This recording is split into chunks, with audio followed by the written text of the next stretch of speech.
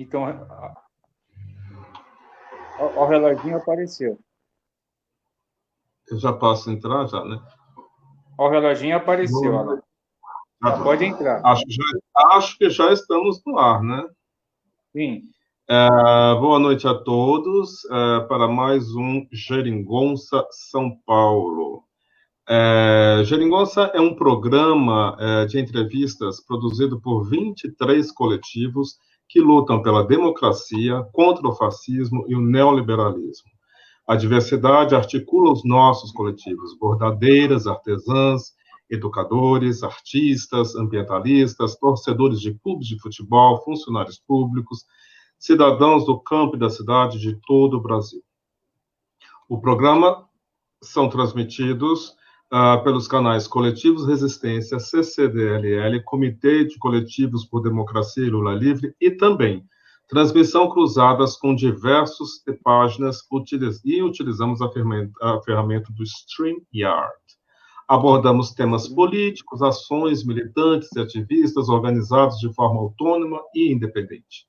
Temos como princípio que a mediação de cada programa seja realizada por um de nossos companheiros dos coletivos, e a construção da pauta se dá também de forma coletiva e colaborativa. Por que Geringonça? Geringonça foi a denominação dada por partidos de esquerda em Portugal à coalizão que formaram, permitindo a criação de um governo progressista que subsiste desde 2015 no país. O CCDLL se identificou com essa experiência portuguesa, encontra energia na diversidade e acredita na construção coletiva da unidade de lutas que serão capazes de reinventar. E o programa de hoje, Meu Voto é Antirracista, será conduzido pelo Cláudio, companheiro do Coletivo Resistência, com a presença dos nossos convidados. É com você agora, Cláudio. Boa noite, Lúcio. Obrigado aí pela a sua introdução. Meu nome é Cláudio Costa. Como foi já apresentado, eu sou professor estadual aqui no estado de São Paulo. Faço parte do Coletivo Resistência e dos comitês de Coletivo pela Democracia. E a satisfação estar podendo receber a companheira Débora, da Educafro, e o companheiro Bernard Janeiro. A Débora é assessora advocacy da Educafro, e é coordenadora do Enganja Negritude e é uma advogada militante dos direitos humanos. É isso, né, Débora? E contamos também, desejando boas-vindas também para o Bernard Brito, que é do coletivo Tricolores de Esquerda e coletivo Torcedores pela Democracia, lá no Rio de Janeiro. Confere, Bernard. Confere. Então, de acordo então com a nossa temática de hoje, que é Meu Voto Antirracista, a nossa proposta então é ouvir os nossos convidados, né, saber qual é o pensamento de vocês mediante essa subrepresentação de candidaturas negras no Congresso Nacional e a ausência dos negros nesses espaços de poder político e espaços de decisão. Inicialmente, então, eu quero começar com uma consulta feita pela deputada Benedita da Silva, do Rio de Janeiro. Ela protocolou uma consulta no Tribunal Superior Eleitoral e questionando os recursos do fundo partidário e do fundo eleitoral para as candidaturas femininas serem divididas também para as mulheres negras e cotas de inscrições para as legendas nos partidos políticos e tempo igualitário de televisão e tempo de rádio também igual para o que é reservado para as candidaturas dos negros. Então, eu quero começar com a companheira Débora. Como que você enxerga essa proposta embrionária de possibilidades de um aumento de candidaturas negras e a possibilidade também de receber maiores recursos do fundo partidário e do fundo eleitoral, haja visto que a nossa cultura e ao longo da história você deve saber o porquê dessa subrepresentação e como que você vê esse pequeno avanço que foi conquistado.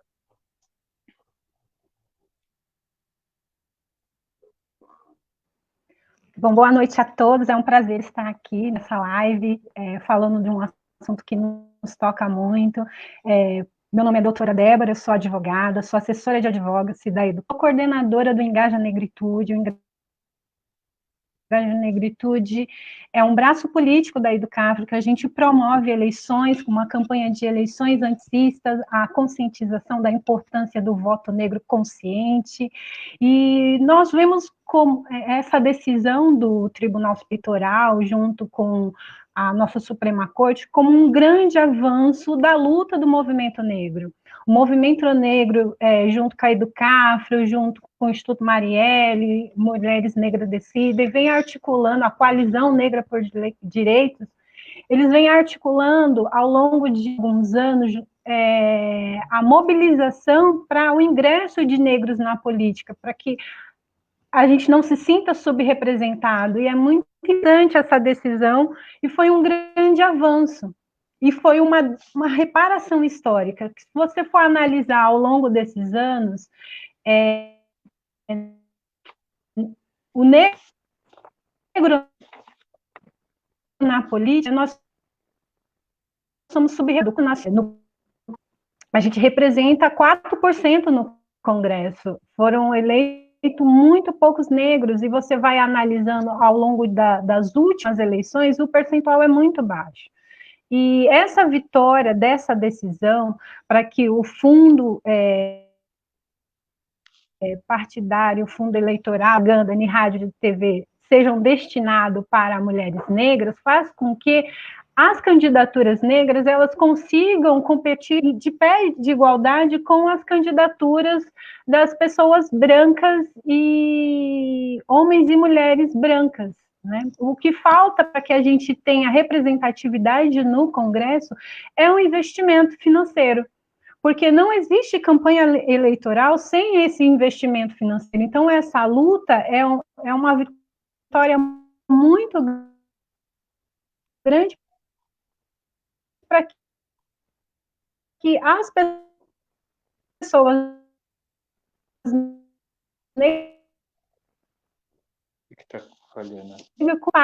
para que a gente tenha maior representatividade nas campanhas.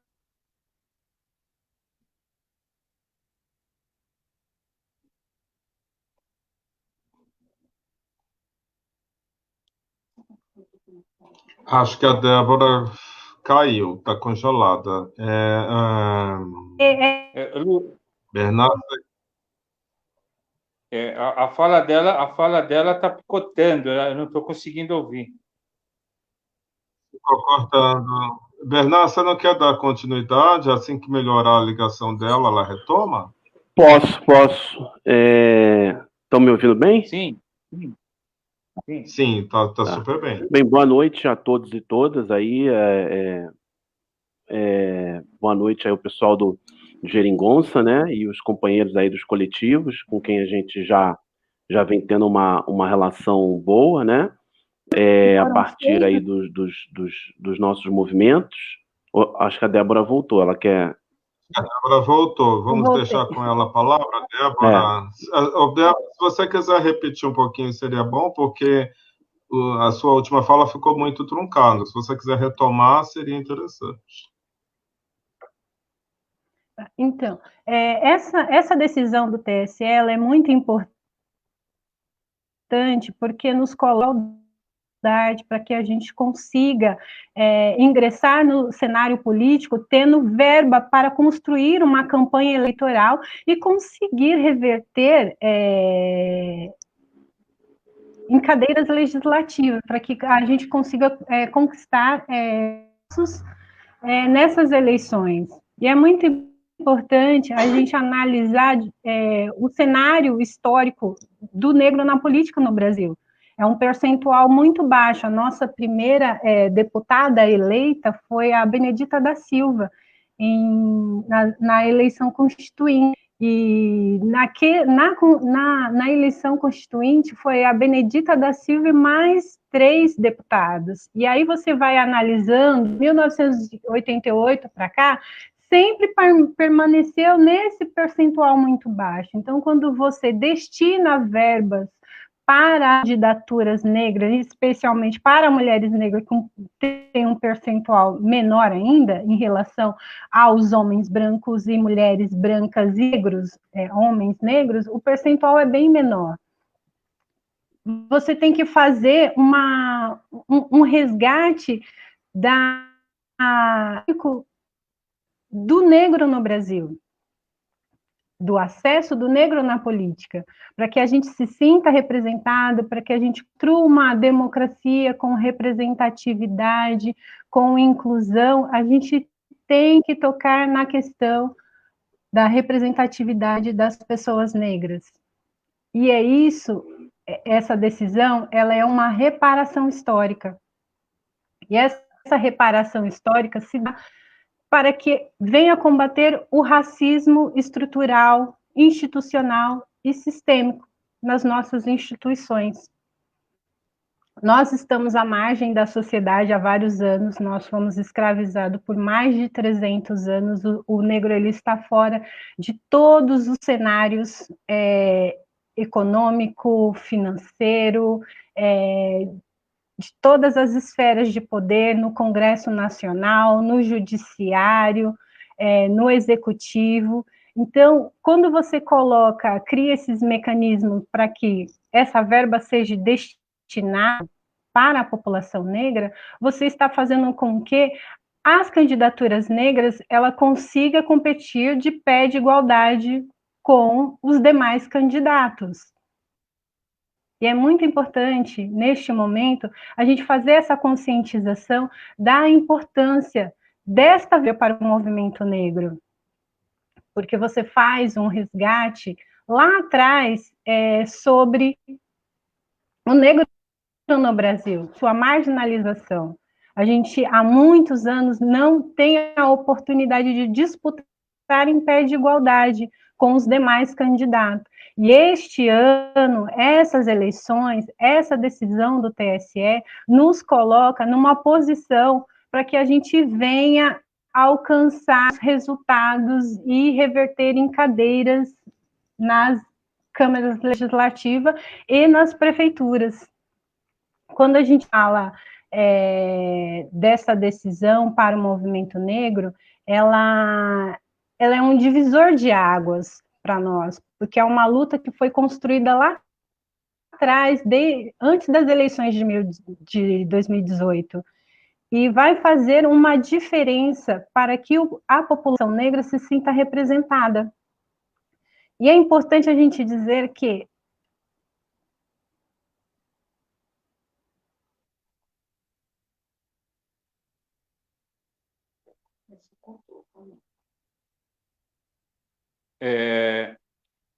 parece que caiu a... Oi. Oi?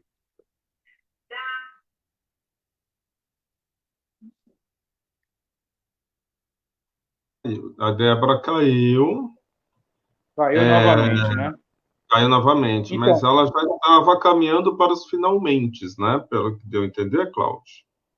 Sim. Mas a gente pode aproveitar o Bernardo, né? E pegando um gancho do que a doutora Débora trouxe, né? Nessa subrepresentação e nessa questão, nessa pseudo-democracia racial, a estatística aqui, Bernardo, que aparece para a gente, é que 50% das candidaturas agora para as eleições de 2020, eles são candidatos que se autodeclararam pardos e pretos, né?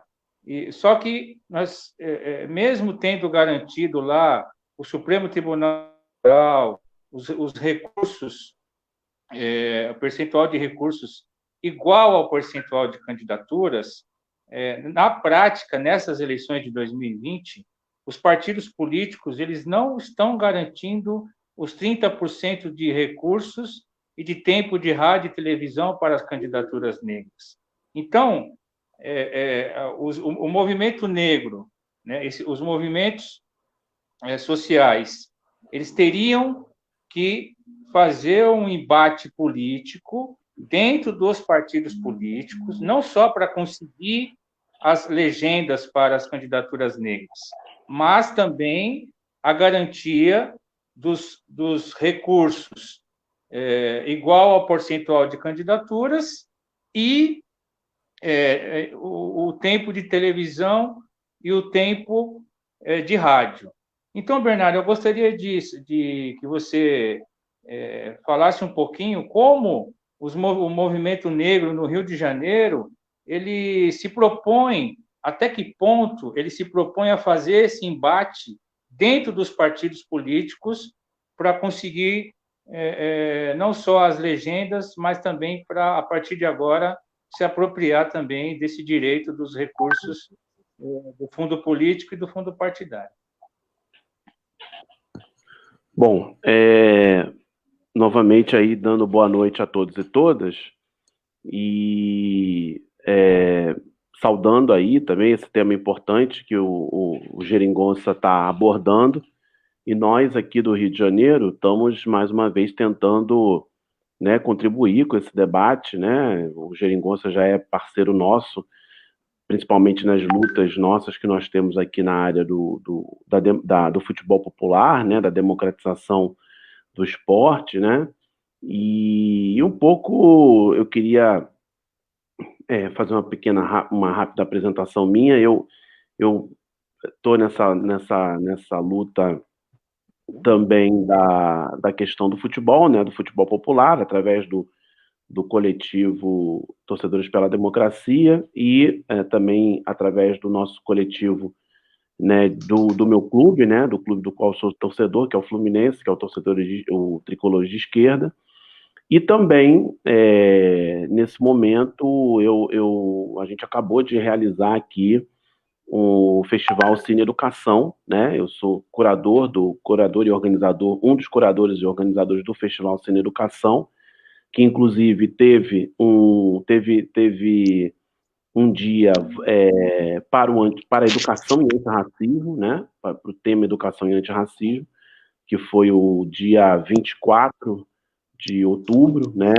Inclusive, quem puder depois eu posso botar aqui o endereço do canal, né? O Cine Educação foi todo feito online esse ano, e nós abordamos aí com uma série de filmes temáticas ligadas à educação, e uma delas, né, super importante nesse ano, né, e mais em outros anos, em todos os anos, mas esse ano ainda mais, né, em virtude de uma série de movimentos, a educação e a questão antirracista, né? Como é que a gente pode criar como é que a educação ela pode ser, ela é um instrumento de combate ao racismo poderoso, né? Enfim, então foi bem interessante, né? A gente, né, resgatou aí nomes, né, nesse festival, como passamos um curta sobre a Lélia Gonzalez, né, uma militante do movimento negro importante, né? Passamos aí uma série de filmes, né, que abordavam essa questão da educação e do antirracismo. Bom, Indo para o nosso tema daqui de hoje, eu concordo com esse momento, né, e com essa consulta, né, e com esse movimento todo que foi feito a nível do Congresso Nacional através da deputada Benedita da Silva, que hoje é candidata aqui no Rio de Janeiro, a Prefeitura do Rio de Janeiro, né, e acho que é importante que a gente tenha em mente de que essa consulta também é um acúmulo, né, de uma série de lutas, né, que precisam ser travadas, que a Benedita já trava há muitos anos, lógico, que outros já travam há muito tempo, mas que são lutas que elas existem também, e elas precisam existir dentro dos partidos políticos, né? Claro que a grande estrutura, assim, não é... É importante que a gente tenha o TSE, que a gente tenha o STF, que a gente tenha decisões, né, da Justiça, mas é importante também que a gente entenda que todas essas decisões e todas essas orientações, elas são fruto de uma série de denúncias, de uma série de colocações que as pessoas, mulheres, negros e negras, vêm colocando no que diz respeito à repartição de poder dentro da nossa estrutura política, né? Os partidos, mesmo os partidos, né, progressistas, né, ainda tem um caminho muito grande a percorrer no que diz respeito a dividir e construir direções, construir chapas, construir candidaturas, né, que possam expressar realmente a diversidade brasileira, né? Então, esse ano, por exemplo, o Brasil, por exemplo, tem 5 mil municípios, né? E eu não tenho esses números, mas provavelmente a doutora Débora tem, né, qual é a quantidade de candidatos a prefeito negros e negras que nós temos espalhados pelo Brasil, né, pelos mais de 5 mil municípios brasileiros. E qual é a proporção que nós temos de candidaturas a vereador, né? Porque a gente fala, o Congresso Nacional é um espelho, claro, mas a realidade torna-se muito mais dura, a realidade já é dura dentro do Congresso Nacional, mas ela se torna muito mais dura quando você vai ver quantitativamente num país que tem mais de 5 mil câmaras, né? Não sei o total de vereadores. Então a gente vê que essa desigualdade, né? Essa desigualdade, e não só no que diz respeito a candidatos negros, mas também a candidatas mulheres e candidatas mulheres negras, né? Então, eu acho que a gente precisa entender que esse momento, essas decisões, elas são importantíssimas, porque elas vêm dos órgãos superiores de justiça, tanto do TSE quanto do STF, mas elas precisam, vamos dizer assim, descer, né? Elas precisam ir para baixo, elas precisam realmente ser aplicadas, né?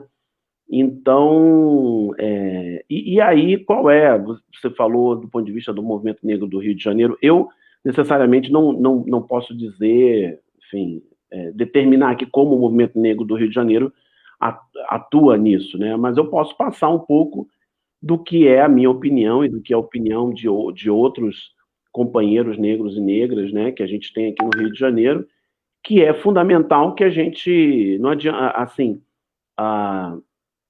o poder ele precisa ser repartido de fato, né? E você reparte de fato como, né? Não adianta você, né, ter uma candidatura sem recursos, né? Ter uma candidatura de um homem negro, de uma mulher negra, que sem recursos, sem acesso aos recursos partidários, sem acesso ao tempo de televisão, sem acesso a essa visibilidade, né? É uma dificuldade muito grande, né? E a gente tem que, de certa forma, também tomar um certo cuidado para que essas decisões não virem só as decisões do oficial e não do real, né? E é o que a gente sabe que acontece, né, no dia a dia das lutas partidárias, né? Isso eu estou falando nos partidos progressistas, tá? Não estou falando nos partidos conservadores. Os partidos conservadores eu nem vou abordar aqui, mas nos partidos progressistas essa luta ainda é muito... A gente ainda tem um grande espaço a percorrer, né? Mas eu acho que, do ponto de vista da luta, né, antirracista dentro dos partidos, é fundamental que a gente cobre das direções partidárias, que a gente estimule o lançamento, mesmo com todas as dificuldades, estimule também o lançamento de candidaturas de negros e negras, né? Porque em muitos momentos, né, a gente... E aí eu falo, até mesmo por conhecer vários casos, né, de grandes lideranças sociais que podiam ter tentado, né, e que vieram até de movimentos muito importantes, que poderiam ter tentado uma candidatura, ou alguns tentaram, mas não foram à frente, exatamente porque você precisava desse mecanismo realmente de repartição de poder, né? E alguns outros que nem tentaram, né? Nem conseguiram chegar ao ponto de homologar uma candidatura, né? Eu mesmo fui pré-candidato, enfim, há anos atrás fui pré-candidato e não consegui homologar uma candidatura, não consegui continuar a candidatura exatamente por falta de um suporte, né, de criar de organizar uma candidatura. Uma candidatura, ela não é... E se a gente achar que uma candidatura ela é romântica hoje em dia, ela não é romântica. Hoje ela precisa de recursos, ela precisa de espaço, ela precisa de... Ou seja, dar poder, né? Você abrir espaços, fazer igualdade significa dar poder, né? Não existe você criar igualdade sem dar poder, entendeu? Então, é um pouco a minha opinião, e acho que é fundamental que a gente tenha essas decisões da cúpula da justiça, dos tribunais superiores, mas é importante também que a gente provoque um movimento, e eu tenho visto, sabe, eu tenho visto realmente esse ano um movimento real de muitas candidaturas de negros e negras, candidaturas com muito potencial, com muita potência de angariar votos, de estar com votos, de ter votos, né? Mas também não podem só virar candidaturas complementares, né? Acho que tem que ser candidaturas factíveis, viáveis, né? A chegar nas câmaras municipais, né? Que eu acho que é onde começa um trabalho importante. Acho que o Congresso Nacional, as assembleias, mas acho que se a gente consegue, talvez nesse ano e nas próximas eleições, que as câmaras municipais, que a gente consiga aumentar a presença de candidatos negros e negras e candidatos parlamentares, né, eleitos dentro das câmaras municipais, eu acho que é um percurso que a gente vai percorrer mais rápido de criar uma igualdade, ou de pelo menos diminuir a desigualdade, né? Então, Bernardo, você é do coletivo dos torcedores pela democracia, e aqui em São Paulo a gente tem um coletivo Democracia Corintiana também, que é um coletivo bem progressista, né? E também às vezes faz muita parceria conosco, né? Em várias ações. Mas quando você, na sua fala, você trouxe um ponto muito importante, que é a questão da educação antirracista. Então, a gente lembra, quando do governo Lula foi implementada a Lei 10.639, logo lá em 2003, logo quando ele assumiu, que é a questão da educação da África e afro-brasileira nas escolas públicas, e a gente vê que ainda falta muita formação para os professores, e a partir dessa educação antirracista, você tentar arregimentar novos líderes, né, jovens líderes, que possam, né, essas lideranças, os jovens de lideranças negras, poder ir para essa disputa, para conseguir uma legenda, para conseguir essa disputa dentro dos partidos políticos. Então, só lembrando que nessas eleições de 2020, os partidos políticos, mesmo alguns de esquerda, eles não estão cumprindo essa lei determinada pelo Supremo Tribunal Federal. E aí eu queria já ir para o segundo bloco, e voltando com a doutora Débora, porque garantir esses recursos e garantir essa proporcionalidade de recurso, tempo de televisão, paralelamente a essa consulta que a deputada Benedita da Silva fez, paralelamente também se criou-se uma plataforma de eleições antirracistas, e alguns movimentos, né, à frente, como a Educafro, o Instituto Marielle Franco, a Coalizão Negra por Direitos e Mulheres Negras Decidem.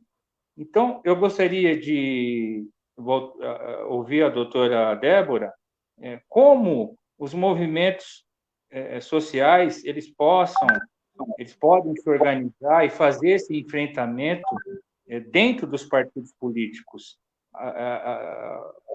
conquistando uma secretaria de igualdade racial, ou dentro do próprio partido político. Eu fiz parte das aulas no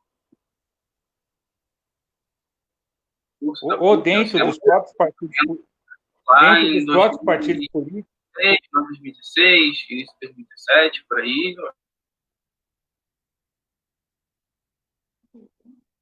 Então, eu penso que os partidos políticos, todos eles deveriam ter um setorial de igualdade racial dentro de cada legenda partida, de cada partido político, né? E eu gostaria de saber da Débora como esses movimentos sociais conseguiriam fazer essa disputa de poder dentro dos partidos políticos para conseguir um setorial de igualdade racial e também até para poder garantir esses recursos que os partidos agora, nessa eleição, eles não estão disponibilizando de acordo com como determina a lei. Bom, a visão do tribunal, ela está aí. Daí, como dar efetividade a essa decisão? E aí é a grande questão que se levanta, porque a verba está aí, só que quando você vai analisar o percentual de candidaturas negras que está recebendo a verba, não chega a 1%. Então, como um movimento negro articulado, junto com o Instituto Marielle, junto com a Educafro, a Coalizão Negra por Direitos, nós vamos agir para conseguir dar efetividade a essas ações. Primeiramente, tem que se fiscalizar, porque se o dinheiro não chega, a gente tem que chegar na ponta de onde está o dinheiro. Então, tem que ter uma articulação junto com os dirigentes de partido, a gente tem que sentar, conversar, para que essa verba ela seja destinada às candidaturas negras. Os candidatos, eles também têm que fazer o papel, têm que ter coragem nesse momento de enfrentar os seus partidos políticos, os presidentes dos partidos, os dirigentes dos partidos, para que a verba seja destinada de maneira correta. No Engaja Negritude, nós estamos promovendo os debates com candidaturas negras. Nós estamos apresentando para os eleitores as candidaturas negras. Essa é uma maneira que a entidade Educafro está promovendo para que o eleitor conheça as candidaturas negras. Então, a gente está trabalhando as duas pontas, tipo, apresentando aos eleitores as possibilidades do cenário político das candidaturas negras, e também nós estamos fazendo um trabalho de conscientização para quem está trabalhando na sua candidatura, como fazer a verba chegar. É o diálogo direto com os presidentes dos partidos.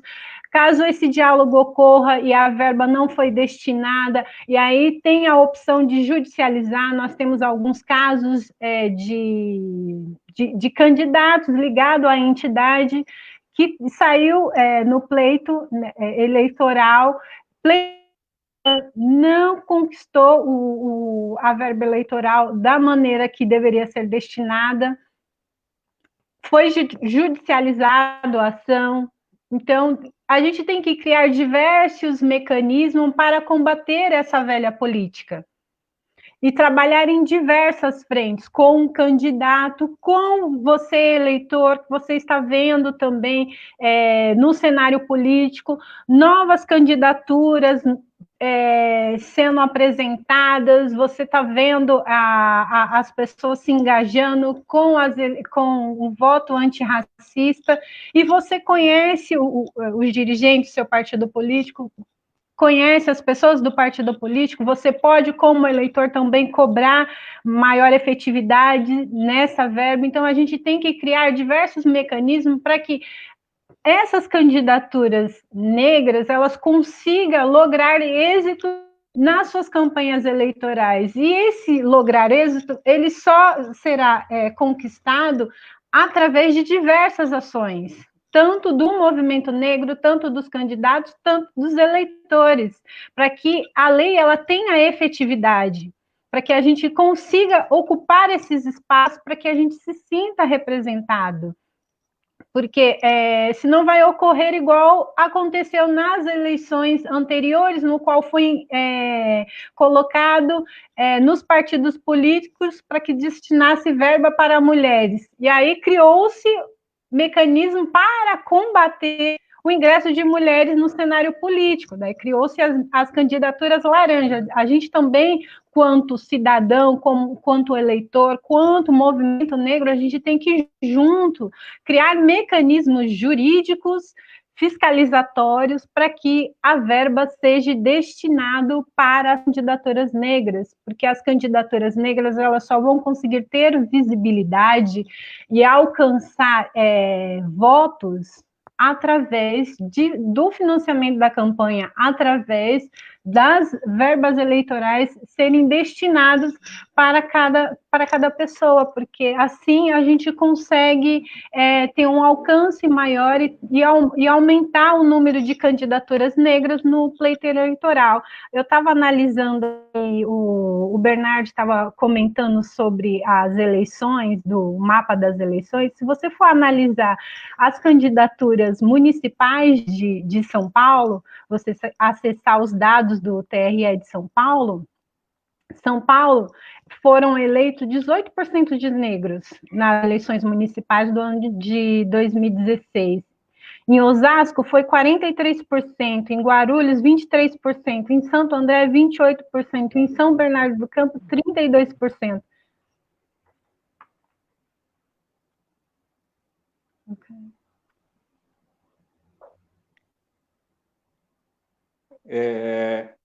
Então, Débora, você atendeu às minhas expectativas exatamente quando você fala dessa fiscalização, né?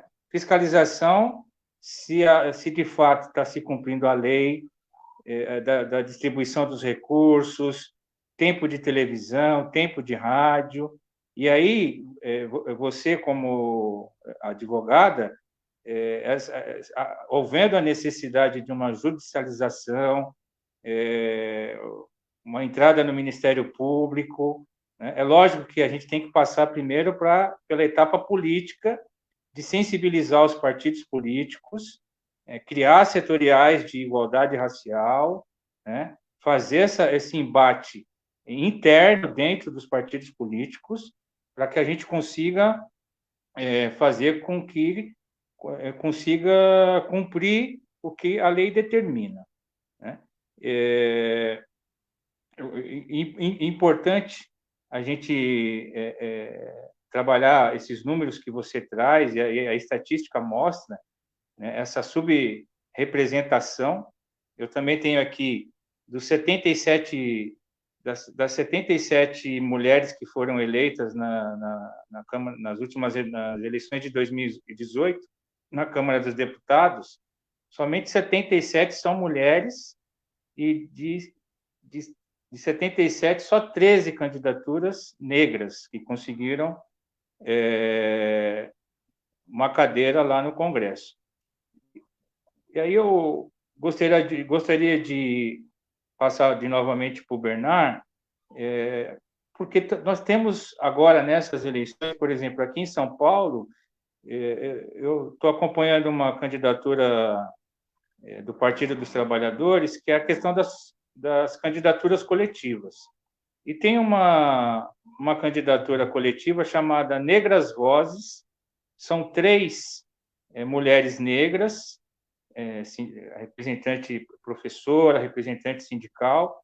Eu penso que seria também uma possibilidade você trabalhar essa questão das candidaturas coletivas e também atuando junto com os movimentos sociais, e eu também colocaria também os estudantes, né? A gente vê que as eleições, e aí também eu gostaria de ouvir também cada um de vocês nesse bloco, a partir do movimento Vidas Negras Importam nos Estados Unidos, e depois ganhou o mundo inteiro.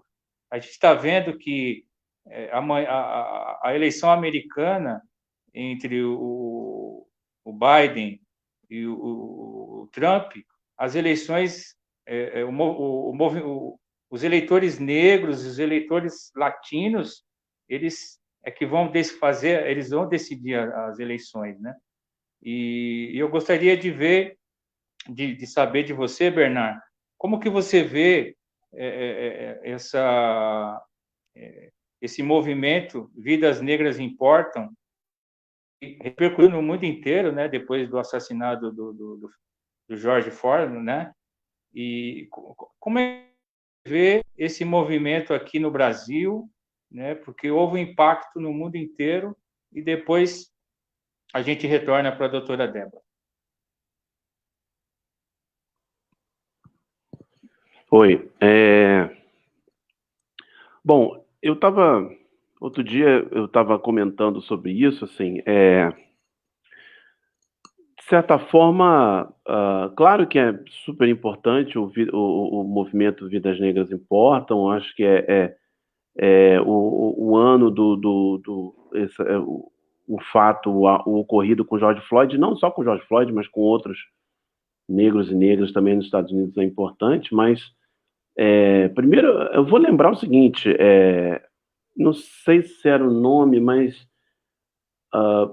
nos anos 90, você teve o caso acho que é Rodney King, eu acho, que também foi um caso de violência policial, né, nos Estados Unidos, e que eu me lembro, eu era, enfim, ainda estudante de segundo grau, e um caso de violência policial, e um caso que repercutiu muito, inclusive com grandes protestos, não tão grandes quanto os do George Floyd, mas que, né, repercutiu pelo mundo todo, mas esse caso também em 90, se não me engano foi 92, os anos 90 ainda, eu acho que o presidente era o Clinton, né? Também teve uma coisa. Então, por que eu estou dizendo isso? Porque, na verdade, é um problema, é uma questão que vem se colocando durante anos, durante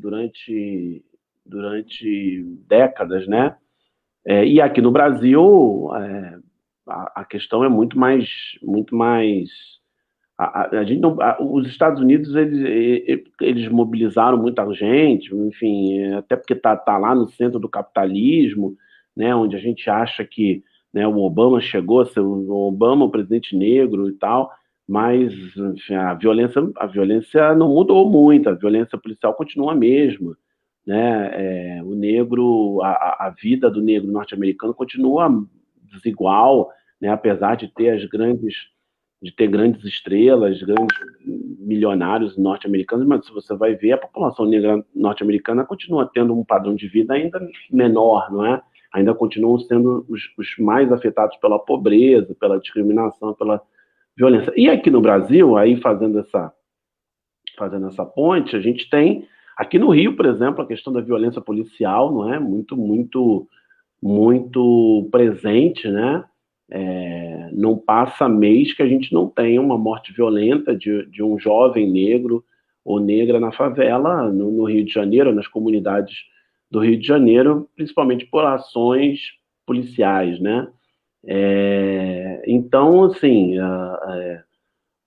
claro que existe o exemplo mundial, mas a gente tem um problema aqui real, né? No Brasil, e que, de certa forma, a gente nos últimos tempos, essa luta ela vem sendo incorporada por alguns setores, até mesmo do capital, não é? Que vem tentando políticas de incorporação ou políticas de diminuição, né, da desigualdade, né, da desigualdade racial, da desigualdade do racismo estrutural, enfim.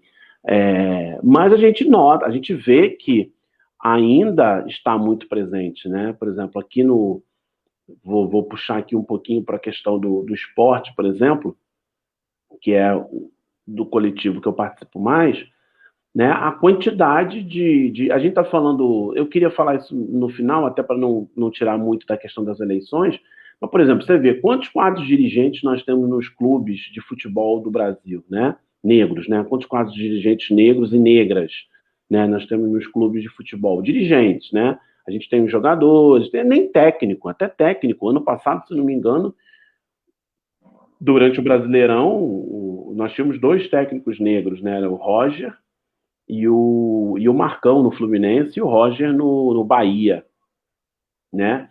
Então, você vê que... E aí, eu fui conselheiro, por exemplo, no Fluminense, né? E fui conselheiro, acho que eu e mais um outro companheiro que era negro, né? E, enfim, eram 2 ou 3 no máximo conselheiros, né? Então você vê, mesmo dentro dos clubes, né, das estruturas do esporte, os dirigentes das federações, né, a representação é muito pequena, né? Então a gente vê que a sociedade brasileira é uma sociedade, né, que tem muito presente a questão do racismo estrutural, né? As coisas são feitas exatamente pensadas na desigualdade, né? Pensadas ou planejadas, não sei, enfim. Então, instâncias de poder, é muito difícil que você chegue a instâncias de poder sendo negro ou negra, né? E ter poder. Claro que você tem alguns exemplos, algumas pessoas que conseguem furar essa barreira, mas a gente vê que está muito presente isso. Então, eu acho que é importante um movimento como o Vidas Negras importam, né? Agora, é importante que a gente não se mobilize e de fato não vem acontecendo isso, né? Eu acho que o caso do George Floyd do Vidas Negras Importam acabou abrindo um espaço de visibilidade, como foi um caso mundial, acabou abrindo um espaço de dizer o seguinte: olha, tudo bem, nós estamos solidários, enfim, com a violência policial nos Estados Unidos e em todos os países do mundo, mas aqui o que acontece no dia a dia, a cada mês, né, nas comunidades, por exemplo, do Rio de Janeiro, né, a gente precisa se mobilizar para isso, né? A gente precisa, pelo menos, seguir o exemplo, né, dos americanos que foram massivamente à rua, né? Foram maciçamente à rua, né? falar, né, e protestar contra a questão da violência policial, não do George Floyd, mas de outros casos. Então, assim, isso já está presente na sociedade americana. Foi o caso aí que eu falei acho que é do Rodney King, nos anos 90, pode até procurar aí na internet, mas também casos como esse aqui no Brasil, né, violência policial e, enfim, o racismo estrutural aqui no Brasil. E essa questão que eu trouxe, que é essa questão de outras instâncias, que, além das instâncias só políticas eleitorais, mas também dos espaços sociais, né? A gente teve a polêmica, né, as duas polêmicas das duas empresas, né? Primeiro a do Magazine Luiza, né, que se criou uma falsa polêmica, né? E depois a declaração da CEO do Nubank também, né, que não encontrava negros e negras para contratar, né, enfim, e que se desculpou até, enfim. Então, eu acho que a gente percebe que a gente ainda tem um caminho muito, muito longo para percorrer. Mas aí eu volto aí ao que o Cláudio, né, colocou, que é a questão da dimensão da educação antirracista, né? É um processo que talvez seja um processo lento, mas é um processo que, por exemplo, funcionou. O que eu vejo aí é a questão das cotas, né? Como a questão das cotas foi importante para o aumento de negros e negras formadas no terceiro, no ensino superior, né? A entrada nas universidades, como isso, nós estamos aqui, o quê? Qual foi o primeiro ano das cotas? Ainda foi na década de 90, talvez, final da década de 90, e a gente vê aí que o resultado é real, né? Hoje em dia, apesar de ainda existir uma desigualdade muito grande, a gente viu que o espaço foi ocupado e tem que ocupar o espaço, né? E eu acho que isso na política, trazendo aí para a questão das eleições, é isso. A gente precisa ocupar espaço, precisa ser... Eu fico pensando aqui, só para terminar mesmo, a questão... Eu acho que as secretarias e as coordenações, os movimentos, né, internos dos partidos, os setoriais dos partidos, nem todo partido chama de setorial, né? Precisam cada vez mais ocupar espaço dentro das direções partidárias, né? É um trabalho de formiga, é um trabalho que ele já cresceu muito, já foi muito mais difícil, né? Mas a gente precisa ocupar esse espaço de formiguinha e fazer valer, por exemplo, uma decisão como essa do financiamento das candidaturas, né? E aí fazer valer de todas as formas, né? Tanto, né, movimentando internamente dentro dos partidos, como na sociedade. Obrigado, Bernard. Eu gostaria de retomar, então, essa questão do nosso eixo temático, né, que é a questão do meu voto antirracista, e aí, aproveitando ainda a presença da doutora Débora, como sensibilizar o nosso eleitor, né? A gente sabe que os nossos internautas estão aí também trazendo as colaborações, vão trazer os questionamentos, mas eu gostaria de saber essa parte de sensibilizar o eleitor para que ele tenha uma consciência da importância de voto antirracista, né? Acho que a doutora poderia, dentro da experiência, poder trazer algumas propostas, quais são as estratégias da gente poder sensibilizar, primeiro, esse eleitor, da importância do voto, dele sair de casa e ir lá votar, mesmo num cenário de pandemia, mas a importância de ser um voto antirracista, para garantir essa representação e poder contemplar aquilo que a doutora já falou, que a partir dessa representação, políticas públicas voltadas para a mulher negra, para o negro, para o jovem negro e para toda e para toda essa demanda que está reprimida por conta aí da desigualdade e da pseudo-democracia racial. Eu gostaria de ouvir a doutora. É importante a gente promover a conscientização da população sobre o voto antirracista, porque a gente precisa promover uma igualdade. E essa igualdade ela tem que ser uma igualdade material.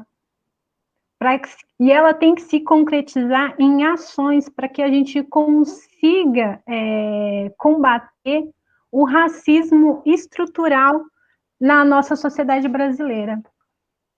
Para que a gente se sinta representado nas esferas de poder, a gente precisa combater o racismo.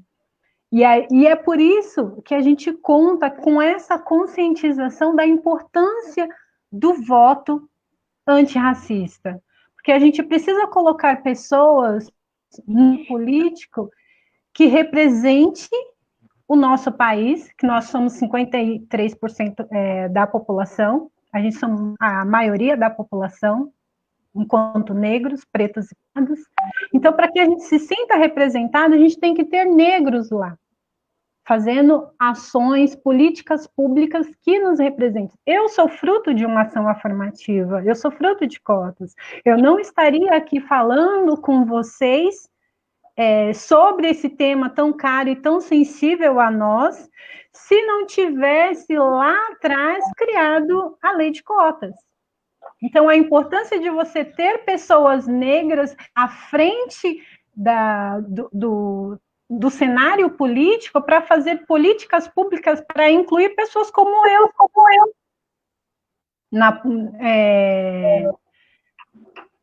no cenário. Por isso que é importante a gente fazer essa conscientização do voto negro. Por isso que é importante a gente sensibilizar as pessoas da importância da gente promover o voto antirracista. Um outro exemplo que pode se dar da importância de ter sido eleita uma pessoa negra é a própria Benedita da Silva. A Benedita da Silva, ela fez a PEC da doméstica, o projeto de lei para fazer a regulamentação da lei das domésticas, e ela ela trabalhou como doméstica. Então, foi muito mais fácil encarar o desafio e avar a lei, você conhecendo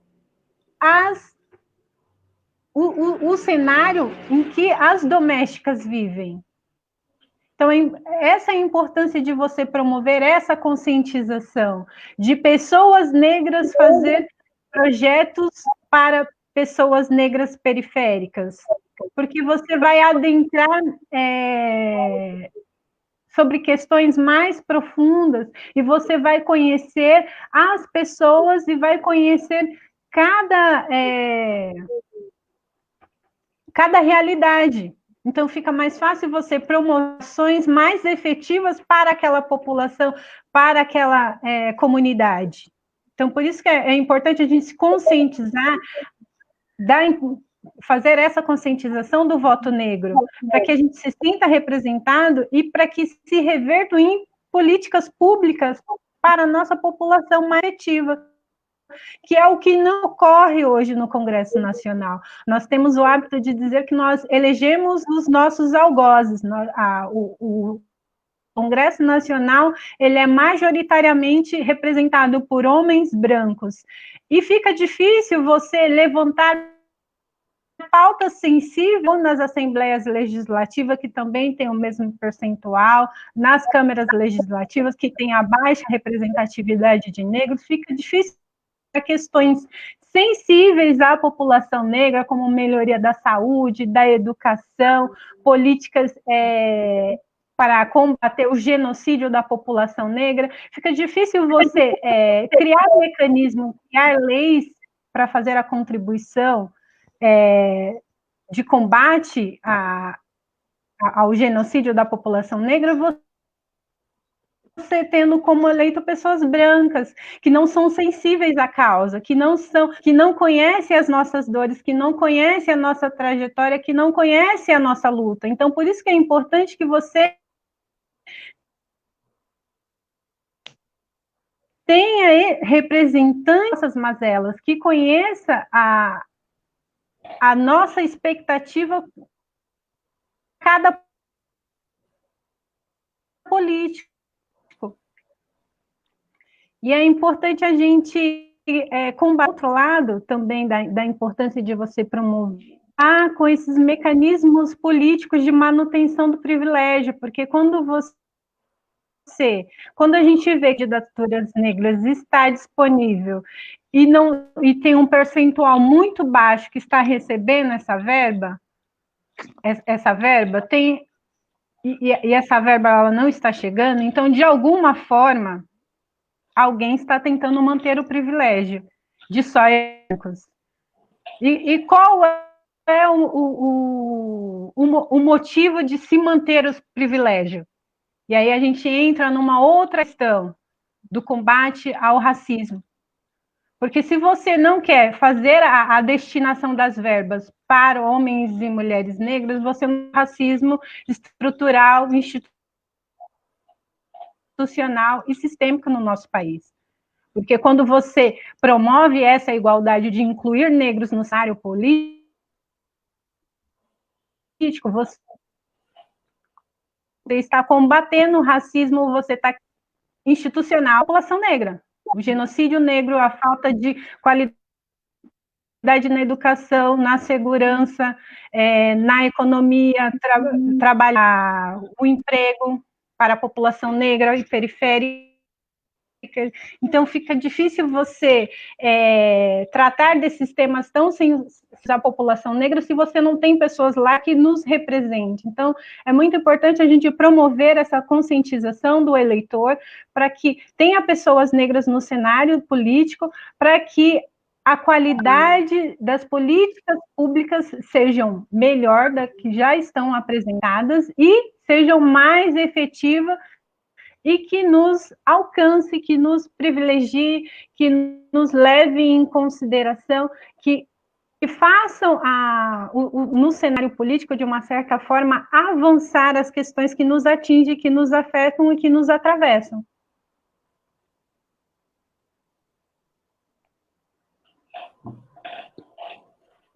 Perfeito.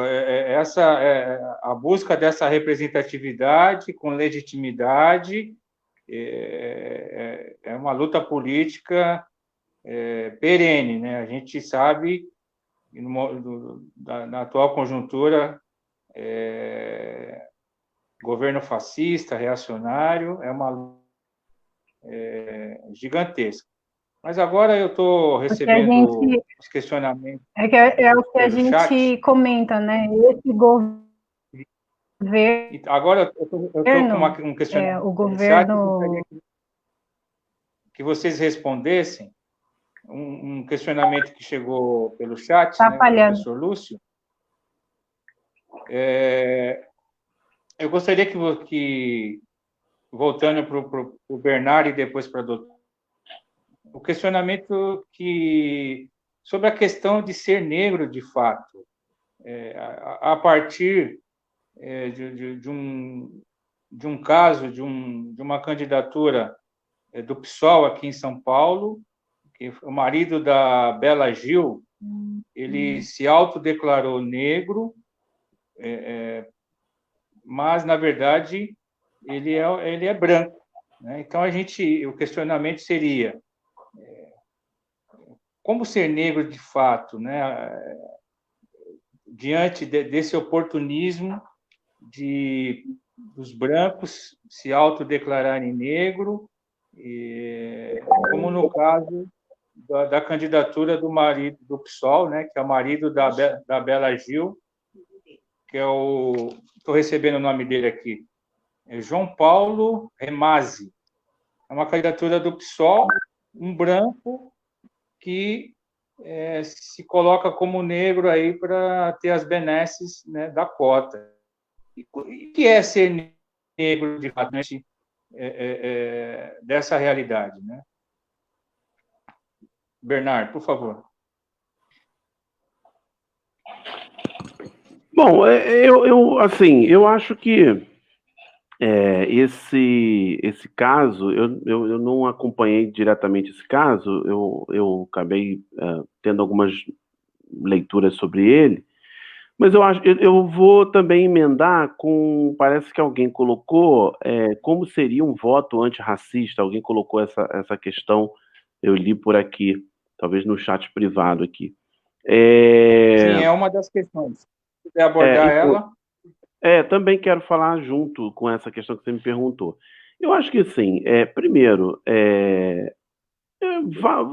vai acontecer, e aí no processo humano, histórico, sempre vão acontecer essas tentativas oportunistas de tentar ter um benefício ou ocupar um espaço que necessariamente não seria um espaço de direito. A gente teve uma série de inclusive inclusive isso foi utilizado até para desqualificar as cotas em algum momento, né? Pessoas que se apresentavam, né? Enfim, eu acho que isso aí a sociedade vai depurar, o tempo depura, o eleitor vai depurar, mesmo que consiga ocupar esse espaço indevidamente. Isso aí não adianta, vai acontecer e assim, a sociedade vai depurando, a gente vai compreendendo também, né,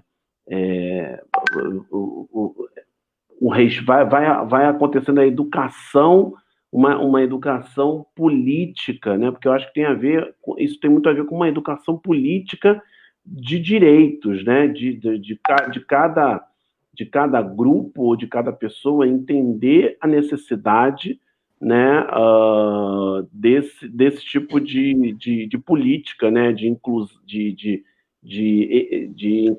de equiparação, enfim. Do ponto de vista... Oi? Oi? A Débora acabou de voltar novamente, ela tinha caído, né? Tá. Agora, sobre essa questão do que é um voto antirracista, eu queria falar, porque eu acho que um voto... o que é um voto antirracista? Um voto antirracista pode ser em uma pessoa branca? Eu acho que a gente precisa analisar. Um voto antirracista seria um voto em políticas, em uma postura antirracista e em políticas antirracistas. Nesse sentido, claro que o ideal era que você privilegiasse ou não privilegiasse, ou que você priorizasse, não que é melhor do que privilegiar, que você priorizasse candidatura de pessoas negros e negras, né? Mas claro que você não pode tirar desse rol, pelo menos é a minha opinião, você não pode tirar desse rol pessoas que historicamente lutaram, né, e ajudaram a implementar uma série de políticas, porque senão também o que acontece? Eu posso ter um voto antirracista no Fernando Holliday, por exemplo, que é aí de São Paulo, né? Necessariamente é uma pessoa negra, mas que não defende nenhuma das agendas do antirracismo, né? Então, eu acho que talvez um voto antirracista é um voto em políticas e em posições, né, que são posições que ajudam a diminuir e que se colocam claramente contra a desigualdade social e o racismo estrutural. Eu acho que isso seria um voto antirracista. Claro, e aí eu estava pensando aqui numa frase, eu participei do movimento da Ação da Cidadania, na minha época de estudante de segundo grau, e tem uma frase do Betinho, que é uma frase fantástica para demonstrar que você tem que sonhar, que você tem que planejar o futuro, mas que você tem que agir no presente. Que é o seguinte: quem tem fome tem pressa. né? Então, e essa frase diz muito claro, né? A fome você precisa combater estruturalmente a fome, mas a fome, ela existe hoje, ela existe nesse momento. Então, por exemplo, quando a Débora faz essa luta e quando nós fazemos essa luta para que neste momento negros e negras, candidatos, recebam as verbas e o tempo de televisão que necessitam para suas candidaturas neste momento, 15 dias, 13 dias antes das eleições, né, em cima já da hora, é porque realmente eu penso no Betinho de novo, quem tem fome tem pressa. Né? Você tem uma série de lideranças, negros e negras, que estão na rua, né, que tem capacidade, tem potencial para se eleger, para virar parlamentar, para que a gente possa quebrar essa desigualdade, começar a quebrar essa desigualdade nos legislativos municipais e nos legislativos nacionais, né? E que a gente precisa fazer cumprir a lei, né? Por um outro lado, tem uma outra dimensão, que é essa dimensão da educação antirracista, que é um horizonte para frente, como disse a Débora, né? As cotas, elas nos ajudaram a construir lideranças como a Débora, como outras pessoas, como inserir uma série de pessoas, negros e negras na universidade, né? Mas elas tiveram que começar em algum momento. Né? Não, vamos começar agora. Se a gente esperasse mais 5 anos, talvez não tivéssemos números como nós temos hoje. Né? Então, eu acho assim, que a gente tem que ter um processo de formação ao longo de um processo mais longo, um processo que vai apontando como um farol, mas também a questão urgente é real, né? A questão de começar, vamos começar agora, vamos começar para ontem, né? Como eu acho que o movimento negro, como eu acho que inúmeros militantes negros e negras começaram se apresentando a ser candidatos. Não, mas eu tenho um movimento aqui, mas eu podia apoiar fulano. Não, eu vou ser candidato, eu vou ter os votos, né, de um determinado trabalho, de um determinado segmento. Né? Eu não vou transferir esse voto porque tem um cacique partidário ou um medalhão partidário, né, que precisa desses votos e eu vou transferir porque... Não. Então, eu acho que é isso. Eu acho que esses oportunistas eles vão ser depurados pelo tempo, né? E acho que um voto antirracista é um voto por políticas antirracistas, políticas que sejam cumprimento de políticas nesse momento, né? Com todas essas análises aí dos tribunais superiores de verba e tal, e também, então, por exemplo, um candidato nesse momento que talvez não seja negro ou negra, mas que se coloque a favor, que tenha seu voto lá na hora de definir recursos, esse também é um voto antirracista, né? Assim como também é um voto antirracista o voto desses companheiros, né, que estão lutando por exercer esse direito de ter esses repasses, esse tempo, não é? E só para terminar, porque veio uma pergunta aqui, já vou emendar. O voto antirracista é também antiliberal? Sim, eu acho que também é um voto que precisa estar acompanhado de políticas, né, que não sejam políticas que defendam esse neoliberalismo, né, que defendam esses modelos excludentes, esses modelos que mantêm o racismo estrutural, né? Eu acho que é isso. Ok, agradecido aí pelas suas reflexões, as suas análises. Eu gostaria de passar para a doutora Débora o questionamento que estão chegando no chat. O que caracteriza um voto antirracista, na sua visão, doutora? E também apareceu um outro questionamento de uma candidata aqui de São Paulo, do candidato João Paulo Remasi, do PSOL. Ele é um branco, se autodeclarou negro, e o questionamento, o que é ser negro de fato, né? E essa questão oportunista de se autodeclarar negro para conseguir essas benesses aí. Se a doutora puder externar a sua opinião diante desses dois questionamentos. Bom, primeiramente, a gente primeiro tem que partir do princípio que, como é ser negro no Brasil, para você fazer um voto antirracista? A gente tem que fazer esse questionamento para a gente conseguir fazer um voto antirracista. E você tem que analisar da seguinte forma.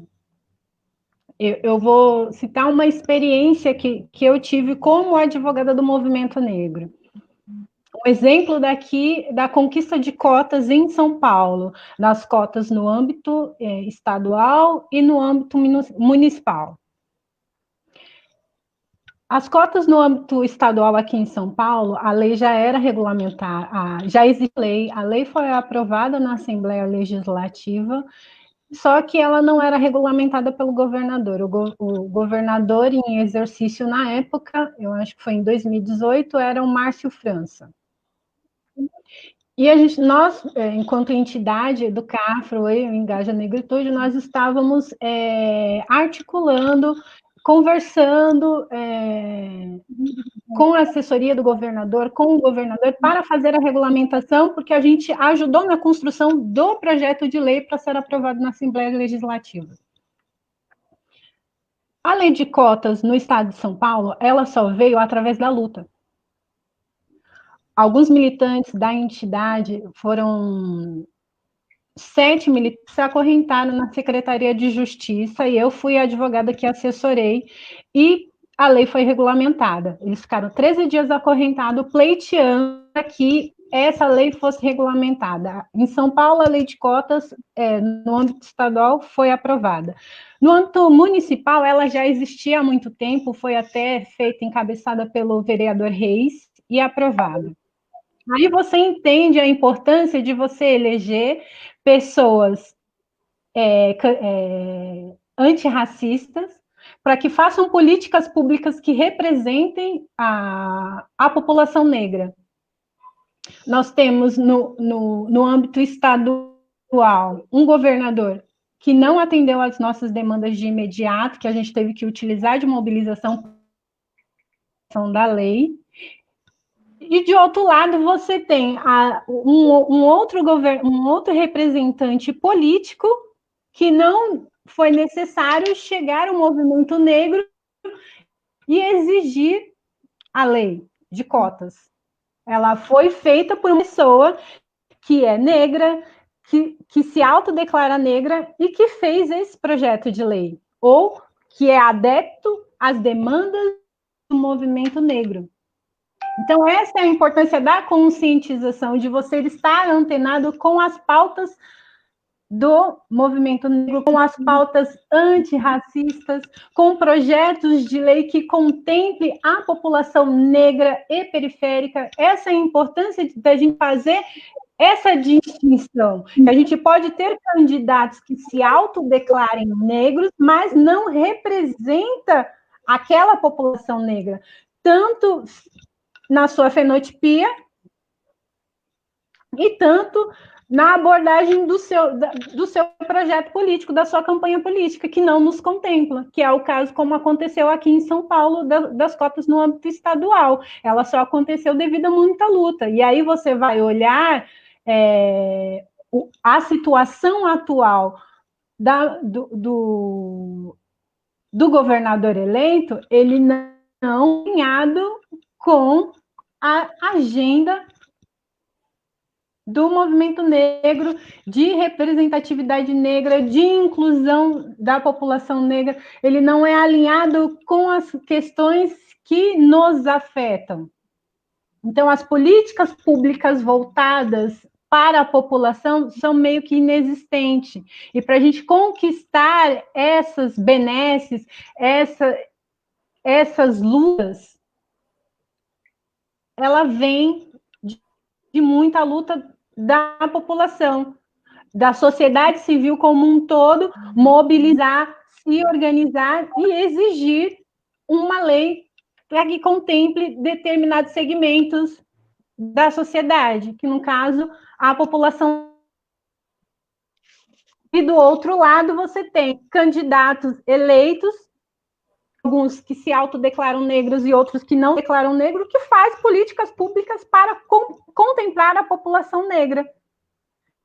Então, a importância de ter esse voto antirracista é isso, é você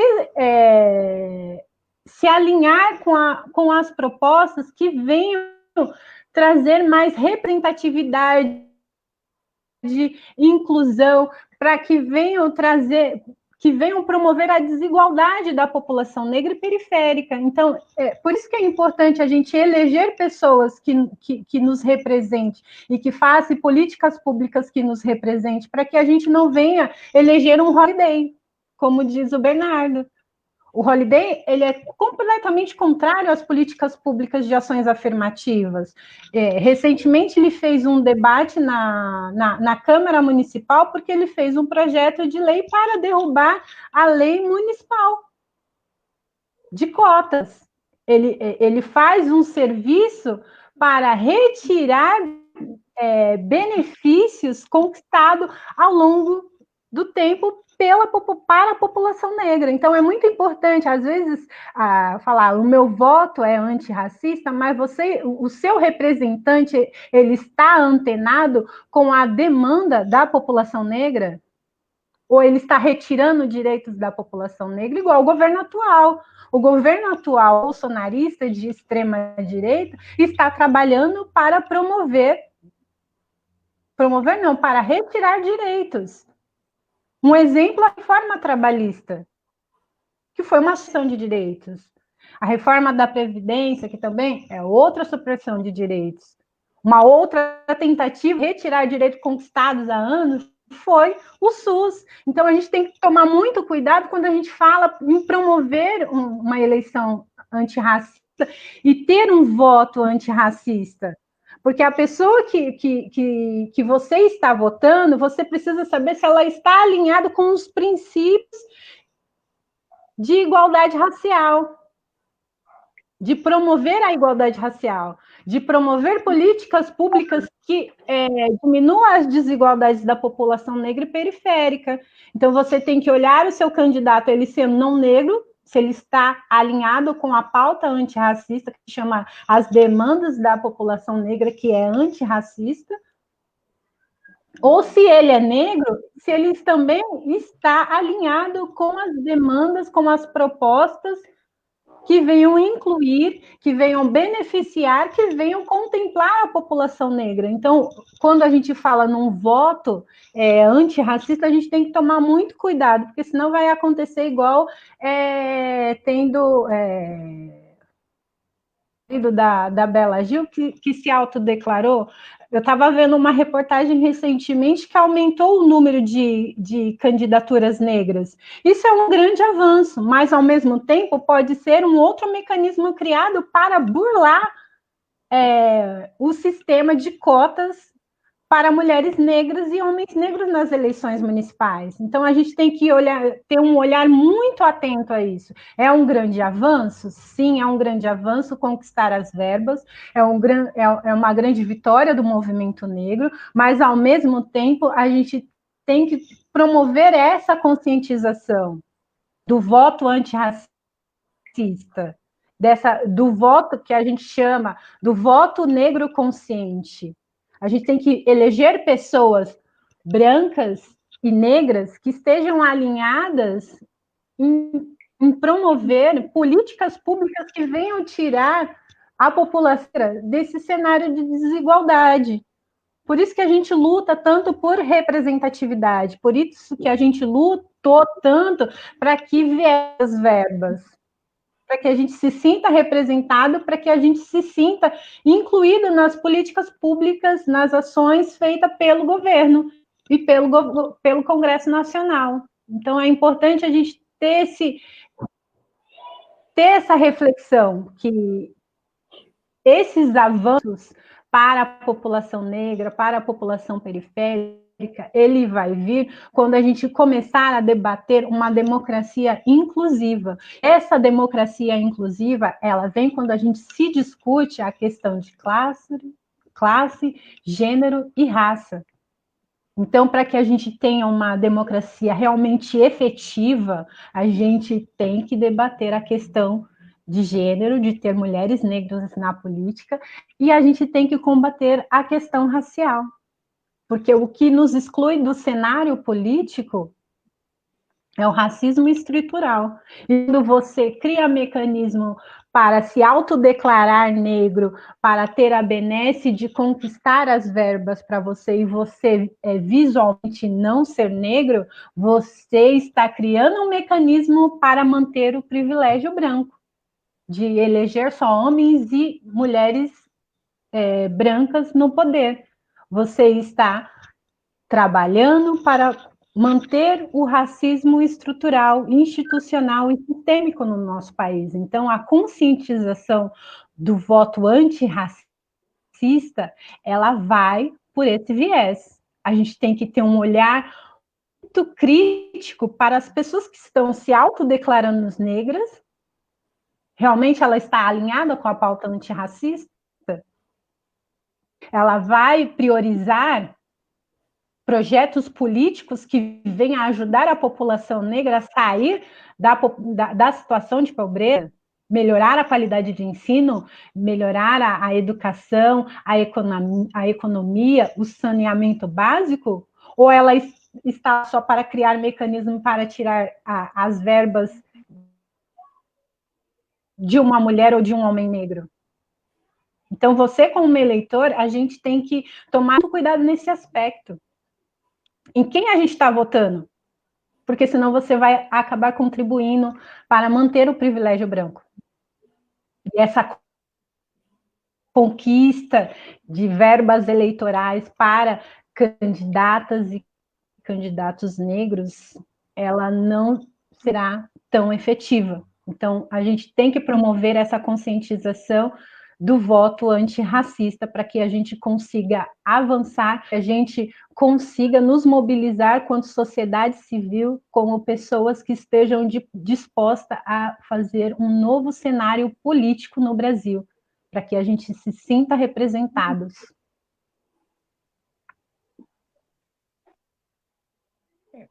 Perfeito, perfeito o pensamento do Bernardo e da doutora Débora nessa avaliação do que seria o voto antirracista, e a doutora foi muito feliz, e os nossos internautas, eles já se conscientizaram que esse voto antirracista passa exatamente por essa representação negra, e que essa representação e também os partidos políticos têm que ter nos seus programas de governo propostas dessa representatividade parlamentar em políticas afirmativas, políticas públicas que venham a contemplar esse segmento vulnerável.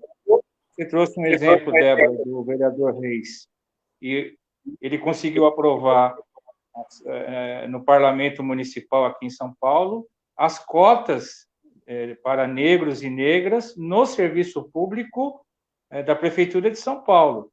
Então, eu acho que essa disputa política, pela inserção de políticas afirmativas, não só nos programas de governo dos partidos políticos, mas também nos projetos dessas candidaturas que representam o interesse do negro e das candidaturas negras, por conta mesmo de contemplar essas políticas públicas aqui na ponta, aqui na base, para que a gente venha a regimentar novas lideranças políticas negras para preencher essas candidaturas a que faz jus.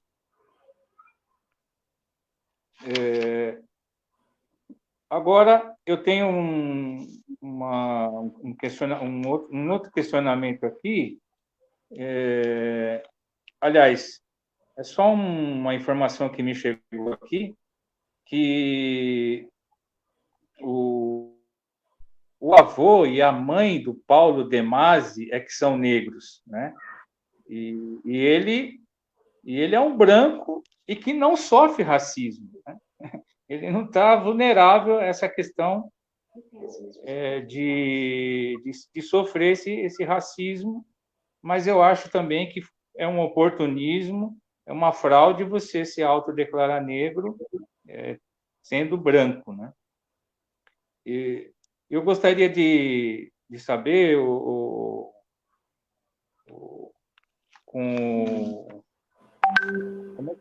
como é que a gente procede agora no encerramento agora. As considerações finais, é isso? Lúcio. Eu estou aqui, sim. Agora a gente está indo para a reta final. Os nossos convidados podem fazer as considerações finais, você e depois a gente se despede. Beleza, então. Então, eu vou deixar em aberto ou a doutora Débora ou o Bernard que queira fazer as suas considerações finais. Na ordem, a gente tem que ser feminista. Primeiro, o Bernard. Primeiro o Bernard e, por fim, para finalizar com grande estilo, enriquecendo a ainda Débora. mais o nosso debate. Mulheres first. Então, a doutora Débora, first, sempre. Doutora Débora, enriquecendo ainda mais o nosso debate para suas considerações finais. Bom, eu quero agradecer o convite, assim, é muito importante abrir esse espaço para a gente fazer a promoção da conscientização do voto antirracista. Como eu disse lá no início, eu sou coordenadora do Engaja Negritude, nós da Educafro, do Ferei Davi, e a gente está fazendo essa campanha desde as eleições de 2018, que a gente viu que a polarização na política, a extrema-direita iria avançar muito, e o problema da extrema-direita avançar é a gente retroceder em muitos direitos, em muitas conquistas da sociedade civil, do movimento negro em si, organizado, e a gente se viu a necessidade de criar uma mobilização para que a gente promova a inclusão de pessoas negras em espaços de poder, para que a gente se sinta representado, para que a gente promova uma democracia que nos represente. E no Engaja Negritude nós promovemos algumas ações de ajudar as candidaturas negras, nós, em parceria com algumas empresas, nós promovemos um curso para as candidaturas negras, com grandes especialistas da área de marketing, comunicação, concedemos bolsas para que eles viessem competir nas suas campanhas políticas em pé de igualdade. Nós promovemos também para o eleitor, para que você conheça o novo cenário político das candidaturas negras que estão aí, as novas formas de fazer política, os mandatos coletivos. Nós apresentamos muitos mandatos coletivos que vêm surgindo, o mandato do hip hop, o mandato da capoeira, o mandato trans. Então, é muito importante a gente dar voz a essas pessoas, porque essas pessoas elas não são reputadas no cenário eleitoral. E a forma da gente promover a igualdade é a gente igualar os iguais na medida das desigualdades.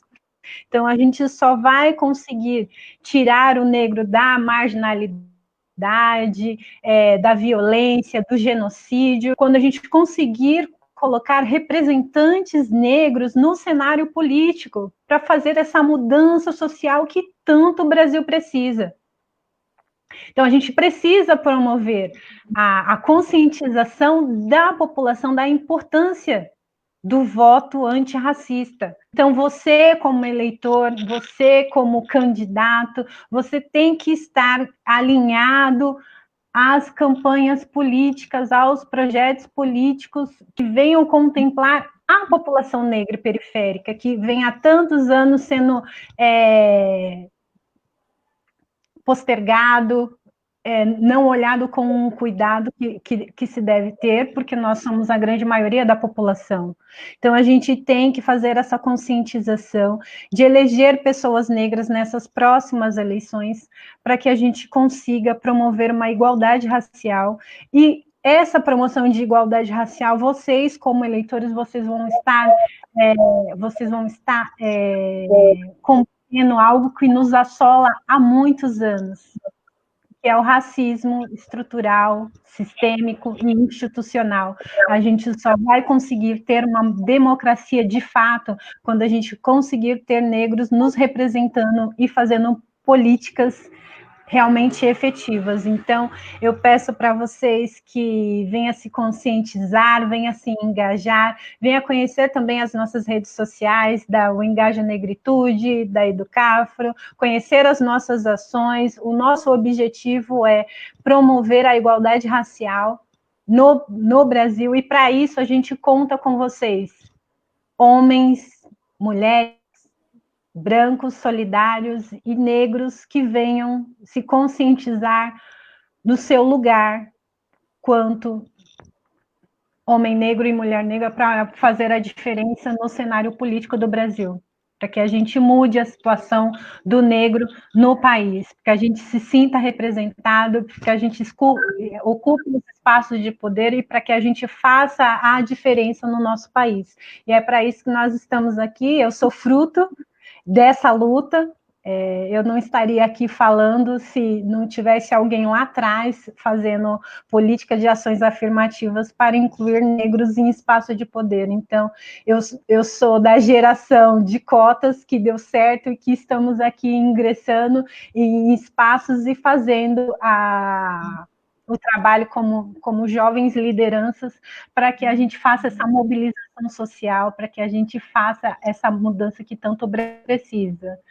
Então, o meu voto é antirracista. Muito obrigada.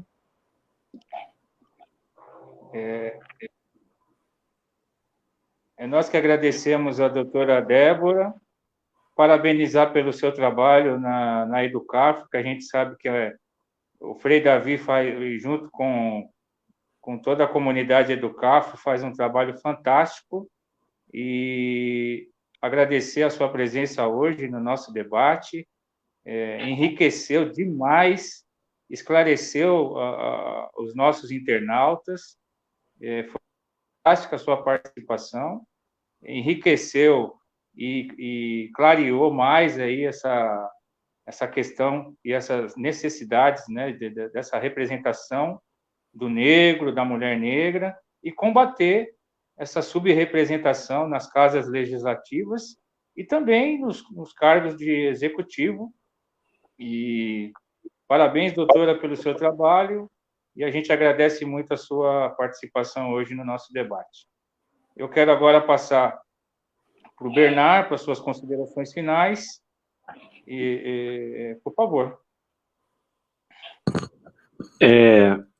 Bom, eu quero agradecer a todos e todas aí que estão, as pessoas que estão participando no chat. Eu estou vendo aqui várias pessoas participando. Quero parabenizar bastante a doutora Débora e saudar a luta dela, a luta da Educafro, né, do coletivo que ela participa, que as colocações dela foram muito, muito importantes. Inclusive importante os números que ela trouxe aqui, né? Eu quero dizer que eu acompanhei aqui no Rio de Janeiro a primeira universidade a adotar cotas foi a UERJ, né? E aqui eu me lembro dessa época, né, em que o debate foi grande, né? Inclusive muito se debatia, né, dentro da universidade. Nessa época eu se eu não me engano, eu já estava na universidade, eu vim um pouco antes. Eu acho que a lei de cotas foi no final da década de 90, ou no início dos anos 2000, né? Eu estava já em 97, já estava cursando Ciências Sociais, né? Mas eu me lembro do debate, que foi fundamental, a gente na época no movimento estudantil, né, lutando, né, contra toda a reação que aconteceu, né, dos setores conservadores, inclusive dentro das universidades, muito das universidades, né, de setores da universidade que queriam que a universidade continuasse daquele jeito, né, monolítica daquele jeito. A gente fica muito feliz, né, vários companheiros de hoje, a gente, né, vê esse testemunho de que as cotas foram o motor, né, da sua inserção dentro da universidade, bem legal. Bom, eu quero dizer e finalizar que pelo que eu falei, eu acho que tem um momento hoje atual, né, que é um momento em que a gente precisa batalhar para que de que os partidos possam liberar essas verbas, esse tempo de televisão, né, para os candidatos negros e negras, né, que eles possam contar com uma estrutura de campanha, mesmo que na reta final, importante, porque é isso, as campanhas no Brasil, elas são desiguais, né?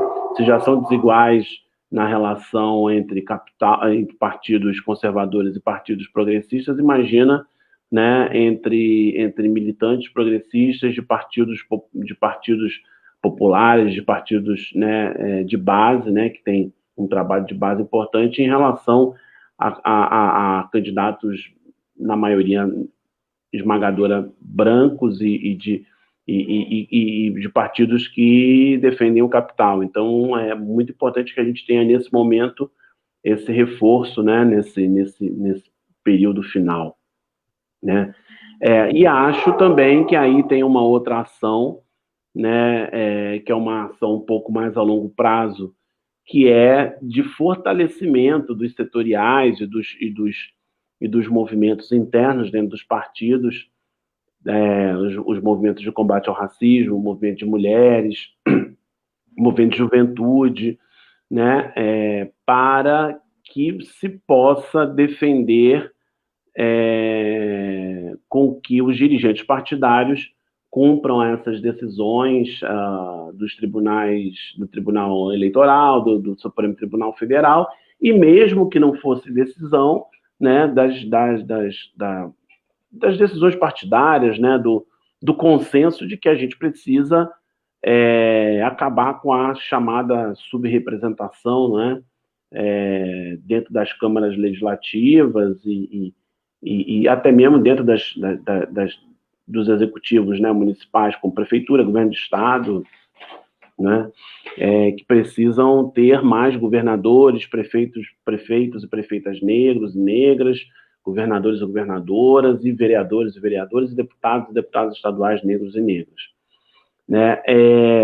Eu queria só, como finalização mesmo, voltar a falar dessa questão de que existem os espaços eleitorais, né, os espaços políticos, mas existem também os espaços das nossas instituições, né, brasileiras, né? E aí, nesse caso, a questão nossa do esporte, eu queria novamente levantar, né, negros e negras continuam fora das posições de mando dentro do esporte brasileiro, dentro das presidências de federação, dentro dos conselhos deliberativos dos clubes de futebol e dos clubes esportivos, dentro de toda a área dirigente, né, dos chamados dirigentes de futebol e de esporte, né?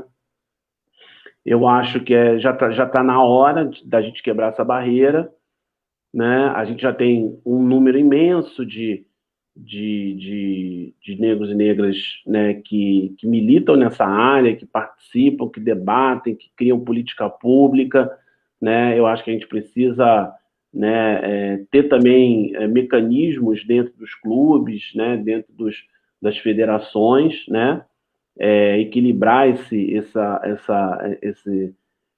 quadro dirigente, vamos dizer assim, essa elite dirigente do esporte nacional, né? E isso através de políticas públicas também, né? Clubes de massa, né? Que tem conselhos deliberativos com poucos negros, poucas negras, poucas mulheres, inclusive, né? E aí também mulheres brancas, mulheres negras, né? Enfim, a gente precisa ampliar isso, está na hora. E aí eu acho que esse trabalho nosso do Torcedores pela Democracia também fala um pouco disso, né?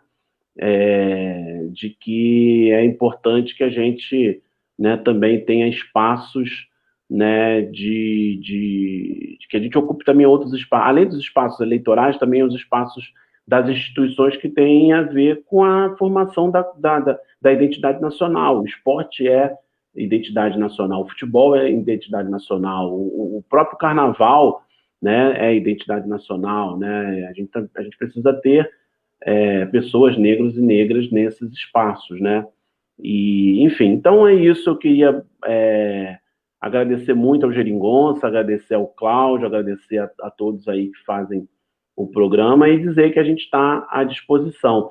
E só para finalizar mesmo, quem quiser dar uma olhada aí, ainda temos alguns filmes do Cine Educação, que terminou no dia 28, né, dia 28 de outubro, a gente teve uma prorrogação até o dia 30, mas ainda tem uns filmes na nossa página, quem puder dar uma olhada lá, terceiro Cine Educação 2020, pode ver as sessões, os nossos debates, e agradeço a todos e todas, e aí uma boa noite para todo mundo aí. Quando precisar, um abraço aqui do nosso Rio de Janeiro. Isso aí, Cláudio, acabamos, né? O Geringonça que agradece você, Bernardo Brito, a sua participação relevante, muito enriquecedora, e acredito que os nossos internautas se conscientizaram exatamente do que é esse voto antirracista e que a gente consiga colocá-lo em prática já nessas eleições de 2020.